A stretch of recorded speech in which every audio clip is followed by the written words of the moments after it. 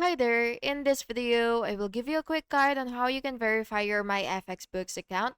So before starting, you will have your Myfxbooks account open and trading account you added already. And then verification proves you, by the way, to control the trading account that you publish. So yeah, first go to your account page. So you have to make sure that you already have it, and then you will have to open settings for that account, by the way, and then you will just go ahead and click the connection tab and find my verify my account, and then you will click it, and my FXbook will generate an authorization password or code.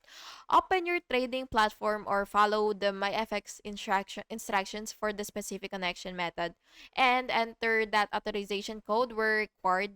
And for EA or publishers methods, you will paste into the EA settings. And for FTP auto update, follow my FX book steps.